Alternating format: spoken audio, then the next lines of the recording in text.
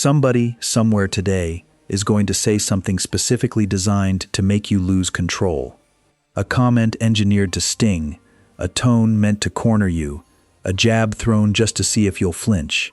And in that exact moment, something strange happens to almost everyone. The angrier we get, the more we talk. We explain, we defend, we snap back, we try to win with words, and every single word we throw out in that moment is a piece of ourselves we hand over to the person who provoked us in the first place. Here's something almost nobody tells you. The loudest person in a conflict is almost never the one who wins it. They're just the one who loses the most, the fastest, in full view of everyone watching. 2,000 years ago, a group of philosophers figured out something that modern psychology is only now catching up to. That silence, used at exactly the right moment, is not weakness. It is the single most disarming, most powerful response a human being can give. Not because it avoids the conflict, but because it refuses to feed it. Today, we're covering 8 specific Stoic rules for using silence as a weapon of inner power. Not to avoid people, not to suppress how you feel, but to make sure that when someone tries to provoke you, they walk away having gotten absolutely nothing. Stick around, because Rule 5 is the one that changes how you handle conflict for the rest of your life, and by the end of this video, you'll never look at silence the same way again. Let's begin. Rule 1. Understand what provocation actually wants from you. Before you can master silence, you have to understand exactly what provocation is trying to extract from you, because most people go their entire lives responding to provocation without ever asking this basic question. When someone provokes you, insults you, mocks you, tries to embarrass you in front of others, they are not actually trying to have a conversation with you. What they want is a reaction. Any reaction. Anger, defensiveness, panic, tears. It almost doesn't matter which one, because the reaction itself is the prize. It proves that they have power over your internal state, that they can reach inside you and flip a switch just by choosing the right words. Epictetus taught his students to see through this immediately. He said that if someone speaks badly of you, and what they say is true, correct yourself. If it's false, laugh at it. Notice what's missing from both of those responses. Neither one requires you to give the provocateur what they actually came for, which is your visible, immediate disturbance. This is the foundation everything else in this video builds on. The moment you understand that provocation is a request for your reaction, not a demand you're obligated to fulfill, you gain the ability to simply decline the request. That's it. That's the entire secret hiding underneath 8 rules. You were never actually required to respond at all. Rule 2. The first 5 seconds belong to them. Don't let them have more. Here's an uncomfortable truth about provocation. In the first few seconds after someone lands a hit, your rational mind is offline. Your body has already reacted. Your heart rate spikes, your face flushes, your thoughts scramble toward a comeback before you've even had time to think one clearly. This isn't a character flaw, it's biology. The mistake almost everyone makes is speaking during those first 5 seconds. Whatever comes out of your mouth in that window isn't a decision. It's a reflex wearing the costume of a decision, and reflexes, unlike decisions, are almost always something you regret later. The Stoics practiced a specific discipline here, creating deliberate distance between the impression that hits you and the response you choose to give. Marcus Aurelius wrote to himself constantly about this exact gap, reminding himself that he always had the power to withhold judgment even when he didn't have the power to withhold the initial sting of an insult. Practically, this means training yourself to do nothing, say nothing, for just a few seconds longer than feels comfortable. Let the provocation land. Let the sting happen, just don't let your mouth move until the first wave has passed. This single habit alone will change more conflicts in your favor than almost anything else on this list, because it removes the version of you that would have said something you'd regret, and replaces it with the version of you that gets to actually choose. Rule 3. Silence denies them the proof they're looking for. Think about why people provoke others in the first place. Often, underneath the insult or the jab, there's a hidden question they're actually asking. Can I get to you? Do I have power over you? Are you as strong as you claim to be? When you respond with anger, with a defensive explanation, with visible frustration, you answer that hidden question with a resounding yes. You've just confirmed, in real time, exactly what they were hoping to prove. Silence does the opposite. When you don't react, when your face stays calm, your voice stays level, your composure stays intact, you deny them the proof they came looking for. You leave their question unanswered, and an unanswered provocation is, functionally, a failed one. Seneca described this dynamic vividly, comparing the wise man absorbing an insult to a solid, heavy object absorbing a blow. The impact registers, but nothing shifts, nothing cracks, nothing gives the attacker the satisfaction of visible damage. This is worth sitting with, because it reframes the entire situation. You are not staying silent because you have nothing to say. You are staying silent because speaking would hand them exactly what they wanted, and you've decided they don't get to have it. Rule 4. Not every question deserves an answer. There's a specific trap provocateurs love to set, and it's disguised as a question. Why are you so sensitive? What, you can't take a joke? Are you seriously getting upset over this? These aren't genuine questions seeking information. They're bait, designed to pull you into a conversation on their terms, where anything you say can be twisted, mocked, or used as further ammunition. The instinct is to answer, because we're conditioned from childhood to believe that questions demand responses. But a question asked in bad faith does not carry the same obligation as a question asked in good faith, and recognizing that distinction is one of the more advanced skills covered in this video. Epictetus was ruthless about this distinction. He taught that engaging with someone who isn't interested in truth, only in provoking a reaction, is a losing game by design. You cannot win an argument with someone who is never actually arguing, only performing. The healthiest response to bad faith bait dressed as a question is often no response at all, or a flat, disinterested acknowledgement that offers nothing for them to work with. Try this the next time it happens. Let the question hang in the air, unanswered, and watch how quickly the person asking it becomes visibly more uncomfortable than you are.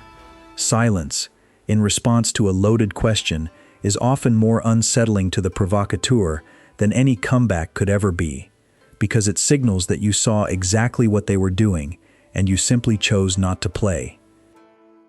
Rule 5. The pause that makes you unreadable. This is the rule that changes everything, so pay close attention here. Most people think silence means simply not talking, but there's a far more powerful version of silence, one where your face, your posture, and your energy give away nothing at all, not even the fact that you're actively choosing not to respond. This is the difference between someone who is obviously biting their tongue, visibly straining to hold back a reaction, and someone who appears completely, effortlessly unbothered. The first version still gives the provocateur information. They can see the tension in your jaw, the flash in your eyes, and they know they got to you even if you never said a word. The second version gives them nothing. Your calm isn't a performance you're straining to maintain, it's simply where you are. This kind of silence takes practice, and it comes from genuinely internalizing Rule 1 and Rule 3. Really believing, at a gut level, that this person's provocation doesn't determine your worth, your competence, or your state of mind. Once you actually believe that, the outward stillness stops being an act of restraint and becomes simply the truth of how you feel. And when your silence is real instead of performed, it becomes almost impossible for anyone to read, predict, or manipulate. This is the single most important shift covered in this entire video. The goal isn't to hide your reaction.